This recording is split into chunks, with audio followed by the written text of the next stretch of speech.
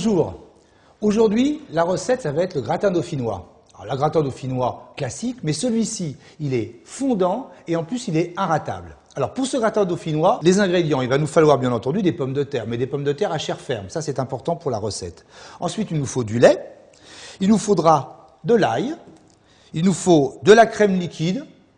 Pas de crème épaisse, plutôt de la crème liquide. Du gruyère râpé ou de l'emmental. Un soupçon de noix de muscade. Et bien entendu, pour assaisonner, du sel, du poivre.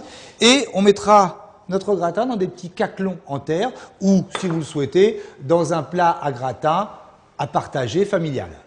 Alors, tout d'abord, les pommes de terre, on va les couper, bien sûr, elles sont épluchées, et on va les couper en lamelles, des lamelles d'environ 2 à 3 mm d'épaisseur. Donc pour ça, un couteau qui coupe bien.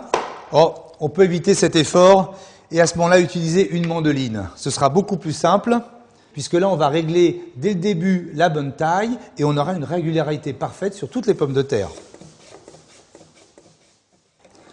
Voilà, donc les pommes de terre sont émincées. Et maintenant, on va donc mettre le lait. Alors, un lait demi-écrémé jusqu'à hauteur des pommes de terre. On aura environ un bon demi-litre de lait. Et légèrement au-dessus de la hauteur des pommes de terre. Alors vous avez vu que ces pommes de terre, on ne les a pas lavées. Pourquoi? Parce que la fécule justement de la pomme de terre en cuisant va lier le lait et va donner de l'onctuosité à notre cuisson. Donc c'est important de ne pas laver les pommes de terre avant de les cuire au lait. On va prendre les 2 gousses d'ail et on va enlever le germe parce que dans le germe, il y a quand même l'amertume de l'ail. Donc on enlève le germe et on va, avec le plat du couteau, on va juste appuyer, hop, et écraser de façon à extraire un petit peu le jus de l'ail qui peut être également amer au même titre que le germe. Et donc l'ail écrasé, on va le mettre dans la cuisson avec les pommes de terre. Voilà, maintenant la première étape est terminée et on va maintenant passer à la cuisson. Alors bien entendu, il faudra s'armer d'une spatule parce que ça a tendance à accrocher facilement. Donc toujours remuer pendant environ les 10 minutes de cuisson. Il faudra remuer assez fréquemment les pommes de terre. Et on continue l'assaisonnement avec le sel. Voilà, 2 pincées de sel. Un poivre du moulin. 3-4 tours. Et la noix de muscade. La petite râpe qui va nous permettre de râper cette noix de muscade. Alors voilà, les 10 minutes sont écoulées. Les pommes de terre, on va les réserver dans un saladier.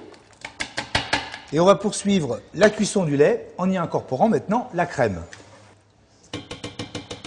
Alors maintenant, on va laisser réduire ce mélange de façon à obtenir un mélange onctueux, toujours en remuant régulièrement pour ne pas attacher à la casserole. Pendant ce temps-là, on va pouvoir commencer à disposer les pommes de terre dans nos petits plats à gratin. On les aura légèrement beurrés avant, de façon à ce que les pommes de terre n'attachent pas dans le caclon. Une première couche de pommes de terre. On évitera de mettre les morceaux d'ail entiers, tout de même.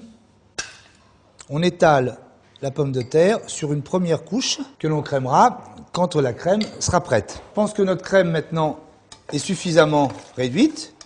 Elle est bien onctueuse.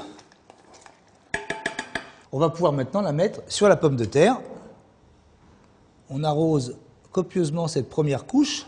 On va maintenant mettre une deuxième épaisseur de pommes de terre que l'on étale sur la première, toujours en faisant attention de ne pas mettre les gros morceaux d'ail.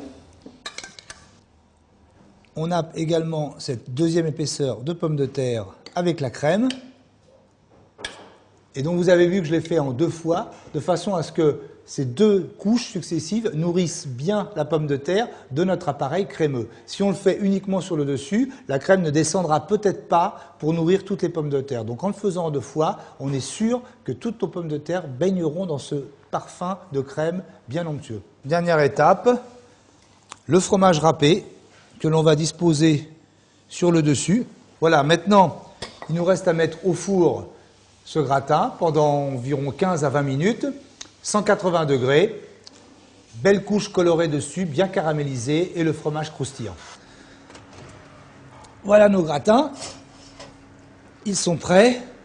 Regardez cette jolie couleur dorée, légèrement croûtée Et ça, c'est un gratin qu'on pourra déguster avec une viande rôtie ou dans un petit repas très simple et rapide avec une salade. Je vous souhaite un bon appétit maintenant.